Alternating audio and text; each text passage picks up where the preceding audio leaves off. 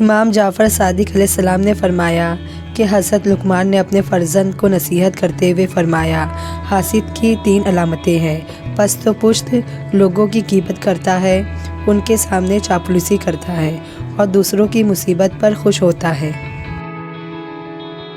پتہ ہے صبر کس کو کہتے ہیں؟ آنکھ سے آنسو گر جائے پر زبان سے ناشکری کے الفاظ ادا نہ ہو۔ ہر انسان کو یہ فکر تو ہے کہ میرے مرنے کے بعد میری اولاد کا کیا ہوگا، لیکن کسی کو یہ فکر نہیں کہ میرے مرنے کے بعد میرا کیا ہوگا۔ حضرت عثمان غنی رضی اللہ تعالی عنہ نے فرمایا، جب زبان اصلاح پذیر ہو جاتی ہے تو دل نیک ہو جاتا ہے۔ تجربے میں آیا ہے کہ جتنے مخلص آپ ہوں گے اتنے ہی گھٹیا لوگوں سے آپ کا واسطہ پڑے گا۔ صبر والے سکون میں رہتے ہیں کیونکہ انہیں معلوم ہوتا ہے کہ اللہ بہتر کرے گا۔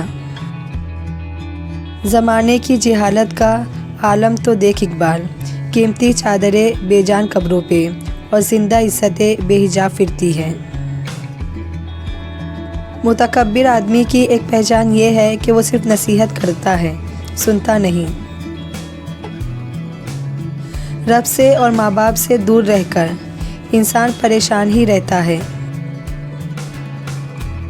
سجدہ طویل کرنے سے آنکھوں کی بینائی میں اضافہ ہوتا ہے، رکوع لمبا کرنے سے مہروں کے درد سے نجات پاتا ہے۔ اگر آپ کو ہر مادی چیز کی قیمت معلوم ہے مگر اپنی قدر معلوم نہیں تو اس سے بڑی بے وقوفی کیا ہوگی۔ تیری داڑھی تیرے بعد پیدا ہوئی مگر سفید ہو گئی اور تو ابھی تک ویسے کا ویسا کالا ہے۔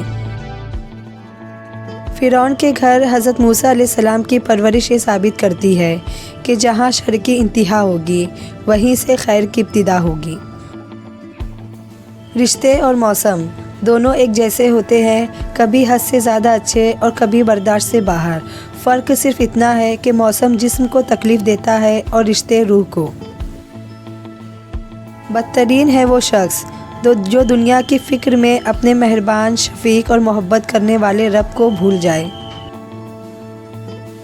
مہمان کے آ جانے پر اپنا دل تنگ نہ کرو، کیونکہ مہمان اللہ تعالیٰ کی رحمت ہوتی ہے اور اللہ تعالیٰ اس پر رحمت نازل فرماتا ہے جس کو پسند کرتا ہے۔ جس طرح لیمبو کی ایک بوند ہزاروں لیٹر دودھ کو برباد کر دیتی ہے، اسی طرح انسان کی انا بھی اچھے رشتوں کو برباد کر دیتی ہے۔ جب روٹی مزدور کی تنخواہ سے مہنگی ہو جائے تو وہاں 2 چیزیں سستی ہو جاتی ہے، عورت کی عزت اور مرد کی غیرت۔ اگر کوئی شخص اپنی بھوک مٹانے کے لیے روٹی چوری کرے تو چور کے ہاتھ کاٹنے کے بجائے بادشاہ کے ہاتھ کاٹے جائیں۔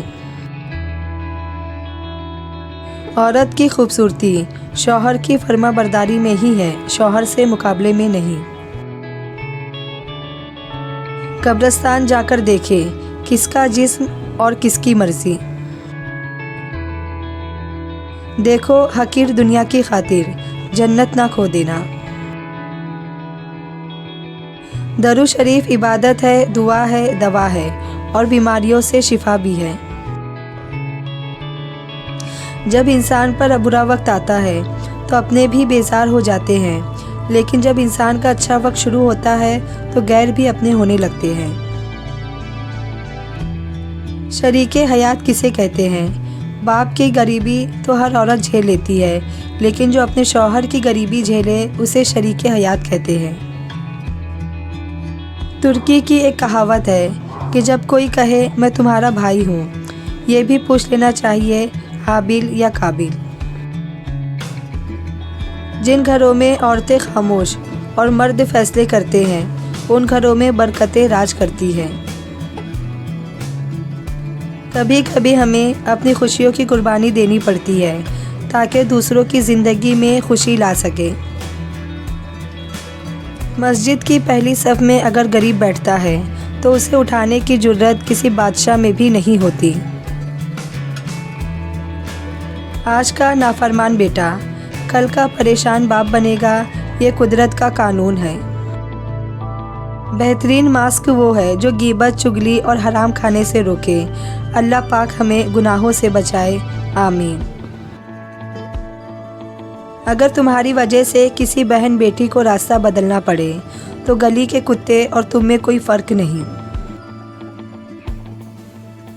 جب بھی تمہارا دل کسی کے گلے لگ کے رونے کو چاہے تو قرآن پاک کو گلے لگا لینا اور کچھ دیر قرآن پاک کی تلاوت کرنا، دل کو سکون آ جائے گا۔ بیوقوف عورت اپنے خاوند کو غلام بناتی ہے اور خود غلام کی بیوی بن جاتی ہے۔ عقل مند عورت اپنے خاوند کو بادشاہ بناتی ہے اور خود بادشاہ کی ملکہ بن کر رہتی ہے۔ بیوقوف بنے رہو گے تو تعلقات قائم رہیں گے۔ جس دن غلط کو غلط کہنا شروع کر دیا تو تعلقات بھی ختم اور رابطے بھی ختم۔ زندگی کی ساری کمائی کو اگر موت پر تقسیم کیا جائے تو صرف کفن بچتا ہے۔ بد مزاج اور بد اخلاق آدمی کے پاس حاجت لے کر مت جاؤ۔ جس نے زندگی میں کسی کو تکلیف نہ پہنچائی ہو وہ قبر میں آرام اور راحت سے سوتا ہے۔ اللہ سے کبھی مانگنے لگو تو اوقات دیکھ کر نہیں بلکہ اس کی شان دیکھ کر مانگنا۔ جب اللہ تعالیٰ تجھ پر مہربان ہے تو بھی اس کے بندوں پر مہربان ہو جا۔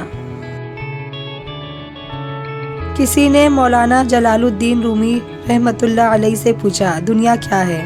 فرمایا ہر وہ چیز دنیا ہے جو تمہیں اللہ سے دور کر دے۔ صرف دل سے ہی تم آسمان کو چھو سکتے ہو۔ تمہاری اصل ہستی تمہاری سوچ ہے، باقی صرف ہڈیاں اور گوشت ہے۔